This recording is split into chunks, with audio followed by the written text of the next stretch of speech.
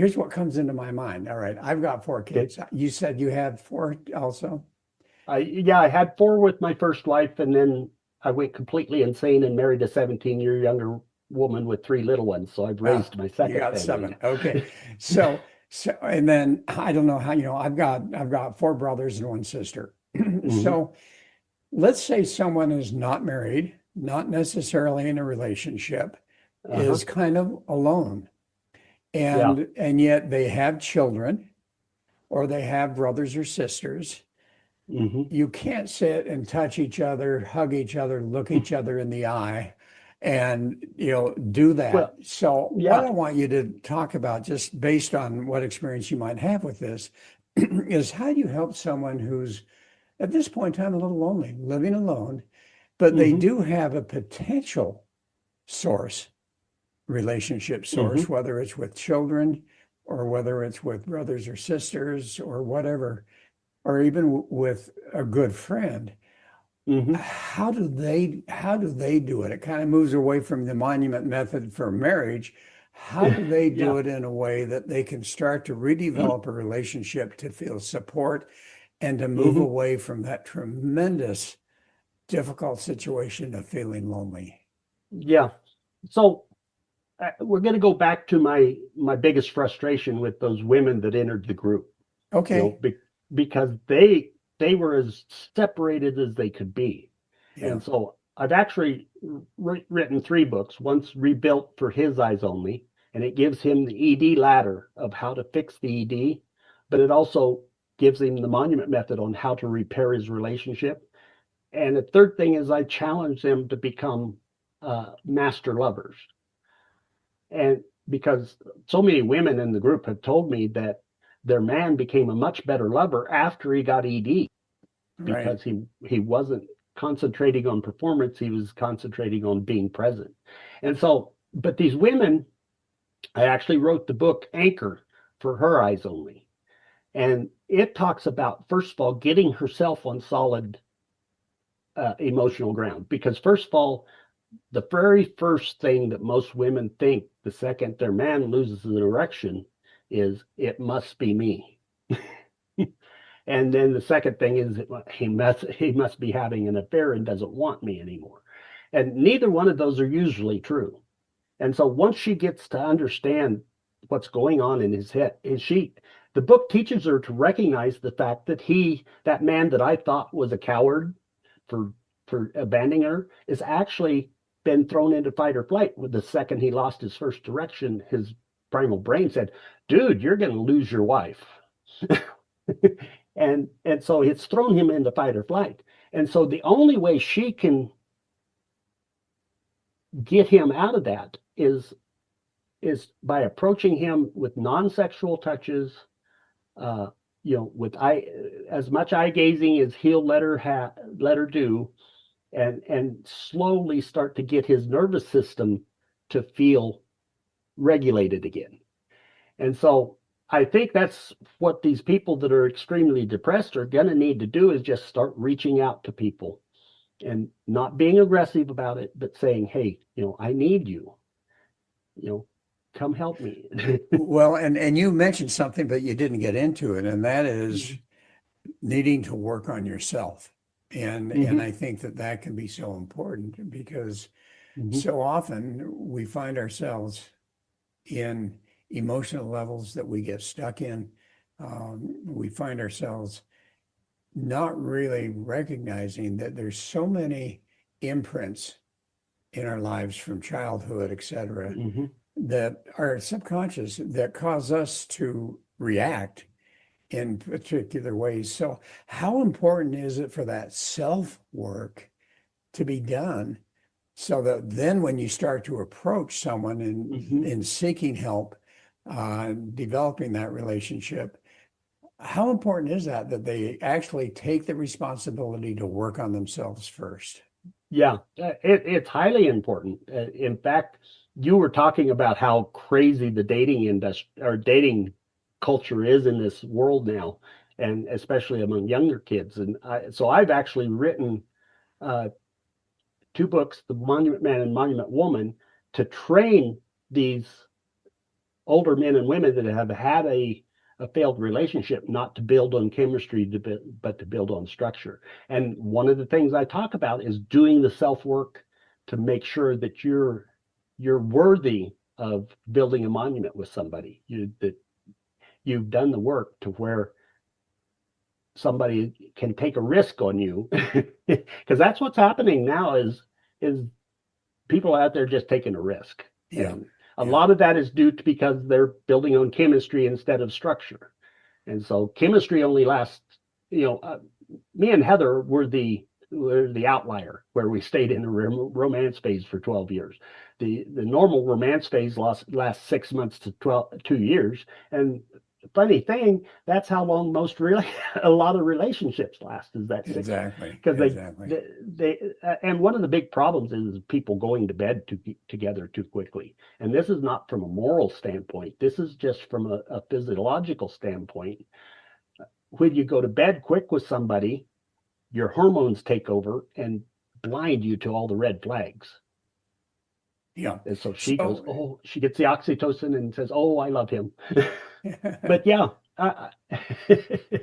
I agree totally that you've got to do the self work. That during my lifetime, I had the farm drought. 2 of my last 3 years were crop failures. That was the farm bankruptcy, into that. And then I got into stockbroker, and I had every one of my clients, including $3,000 of my mother's money, in a little dental HMO in California that turned out it was lying on its financials and filed Chapter 7. Yeah. And so all my clients lost and I can name the Monday in 1990 that I crawled inside a vodka bottle for 10 years. And that was not the way to deal. And so, and it all comes back around to trying to find that person. You got to find that person. We can't do this alone. We can't. Well, that's true. So as one, you have reached a certain point in your life with your wife and so forth that you obviously have developed the monument method. You're trying to help people. It comes to that point of compassion and trying to help people. And what have you experienced, or what stories can you share about how compassion towards another individual can not only change your own life, but it also can change someone else's life, which ultimately gets passed down generation through generation? Right. And I go back to my 5.5 years of administrating those ED groups, because I worked probably 20 hours a week for the last 5 years, helping guys, men and women, in those groups without ever charging a single dime. And a lot of them were from third world countries where the healthcare wasn't really good, or they weren't even allowed to talk about it because it was so taboo. And so I was helping a lot of people that just didn't have any other source to find the help. So you've got someone you talked about in Ghana. Can you share that story with us? Yes. His name is Tafur Emmanuel.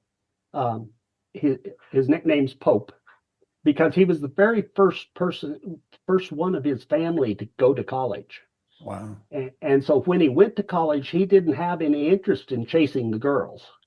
He was there to get his education. And so his classmates, the male classmates, started calling him the Pope because he was celibate. And so he had come to the group, early on, within that first 6 months, I would guess. And he was 24 at the time, had developed porn-induced erectile dysfunction. Porn is wreaking havoc amongst the young men in this country, in the world. And so I helped him get that figured out. I found that it takes 90 days porn-free for the brain to reset and for erections to come back. And so I helped him through that, and then we became really close friends. He calls me Grandpa. But then I lost track of him for like 2 years. I didn't know what happened to him. And I got I I got in contact with him again a year and a half ago, October, and I was shocked to find out that he was surviving on 1 cup of rice a day. And what had happened was is he had taken the initial COVID vaccine, and it had made him sick, but then 4 weeks later or whenever it was, he took the second one. It put him in the hospital for 56 days and Wow. disabled him to where he couldn't go back. He had got his certificate as a teacher and had gone to work as a teacher in Ghana. And that's who, the school system gave him the vaccines. And so, I found out I got a holistic nurse friend that had been in the ED groups with me helping men for years. I got her involved with it, and she talked to him, and she came back to me and said, "Galen, he's just weeks from starving to death." Well, I couldn't let that happen. So I started sending him some money for food, and then he was taking that money and going to the vendors in the market and buying pre-made food. And I said, no, that's not going to work. And so I bought him like 100 kilos of black beans and 100 kilos of Tom Brown, which is a anti-starvation food that was developed in Nigeria to prevent starvation. And then I bought him a little electric pot that he could cook it all in. And so I got him, and then I went, I've always been an amateur herbologist. And so I got him involved in finding the tropics are full of edible plants and have people starving all around them. It's crazy. I know. They don't know these plants, and these are superfoods all Oh, around yeah. them. And they're starving to death because nobody knows about them. He had no clue that most of the stuff he'll finally goes, "Oh yeah, I know that plant," after he found it, and I never thought it was edible. And so we've slowly got him. He says he's probably 80% back. He had the problem of, first of all, getting disabled by the COVID jabs and then almost starving to death. And I think the starving to death did him worse than the COVID jabs did. Because when you nearly starve to death, it just, I mean, he doesn't think, I would say he's got the mental capacity of a 15, 16-year-old. And so I have actually made him the exclusive Ghana distributor for my books, and I'm giving him 100% of the royalties. And so I've got him set up with a little printer, and I made a special abridged Ghana version that was 50 pages long that he could print on 25 pieces of paper. And so he's selling those in the market. And so he's bringing the monument method to Ghana, and he's about to be self-sufficient. Great. And have you found that by helping him, has he turned around yet and being able to help others? He's not there yet. He's still in trying to get to. He's about to that point. I think he's starting to make enough sales. And then his estranged father just died this week, and so now he's stressing out because he's the oldest child, and they're looking to him to buy the coffin, and he doesn't have the money. So he's going around begging for money in Ghana to buy a coffin for his dad. Okay, so let me ask you this question. You move forward in showing compassion and kindness to one individual here, and I'm sure you've done it for others, but here's one story. What has that done for you? I want people to really get a sense of when we're willing to act out of compassion to someone else in a genuine way. What does that do for them internally? Yeah, I actually say that I get more out of helping these guys than they get out of it. When a young man that I've helped 2 years previous get off of porn and get his erections back, I've had him come back to me 2 years later and say, "Mr. Wilson, we're going to name our kids after you. I'm married and we're having our first child." And so there's going to be all kinds of little Galens running all over the world. Or Galines, as the case may be. That's great. So You So know, yeah, it does give you a fulfillment and a purpose in life. You go back to that depression and stuff. The main reason for depression is you have no purpose.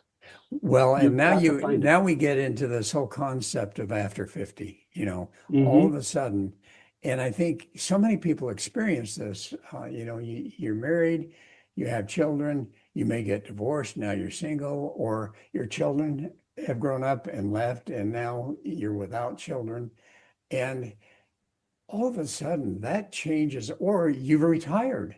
You've been Hmm. successful enough that you retire, and all of a sudden, what on earth am I going to do? What recommendations do you give to people after that certain age where they can develop a new purpose, new resilience? And Yeah, we just have a short amount of time, so go yeah. for it. Well, and that's it. You've got to. If we stop moving, we die. I've seen it time and time again when guys would retire and they're dead within a year. And so I think whether it's volunteering at the local senior center or homeless center or whatever, you need to find something, some kind of purpose. Um, of course, I have now found the purpose of writing these books that are going to save millions of marriages, Yeah. and so it has got me energized, and that type A personality has kicked in, and so I have literally worked 12 to 14-hour days, 6 to 7 days a week for the last 8 months. Well, and you know what? You bring up something important. I interviewed someone, I can't remember how long ago, maybe 4 or 5 months ago, and we were talking about leaving a legacy. Hmm. And I had talked about my dad and how he literally left a legacy for me personally, which changed my life and my direction in life and purpose. And and I find that, and one of the things that she mentioned about that is writing, is doing that. And actually, Hmm. I started doing that. I went on to, Substack. I don't know if you're familiar with that, but I'm familiar with it. but Yeah. I've started writing these articles and sending a lot of them to my kids.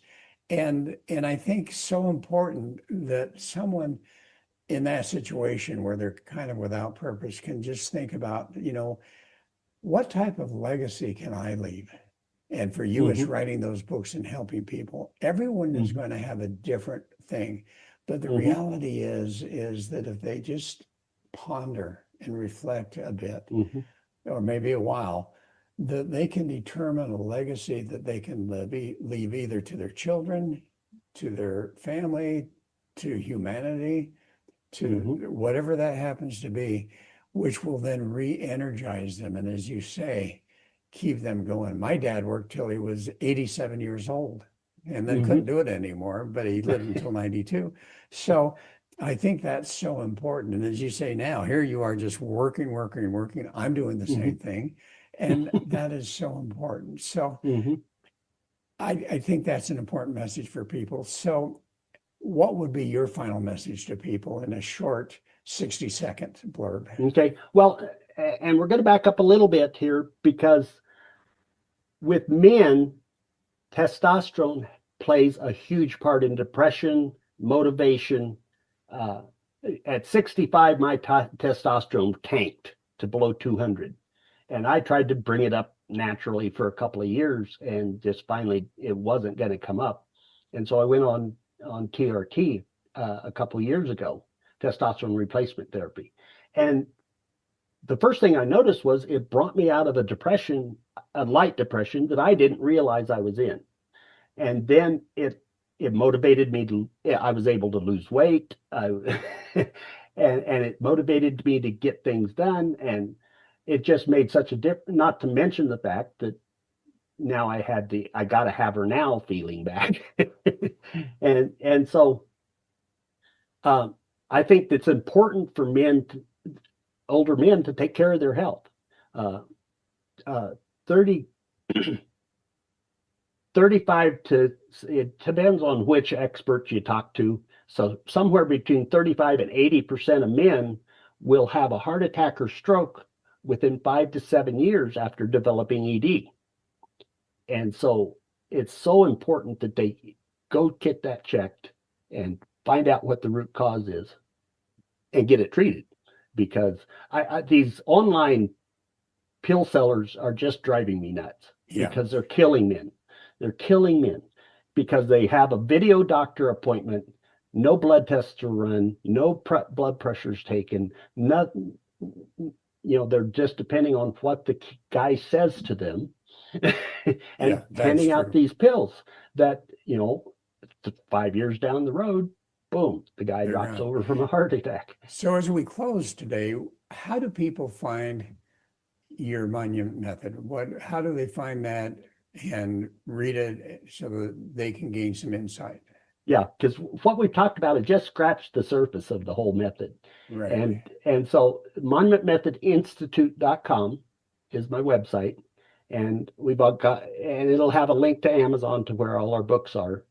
And we're right now, I wrote my two latest books are Monument Man and Monument Woman. They're for dating men and women re-entering the dating market. And I wrote them in such a way that at the end of the books, they're going, okay, that's great. Where do I find somebody to build a monument with?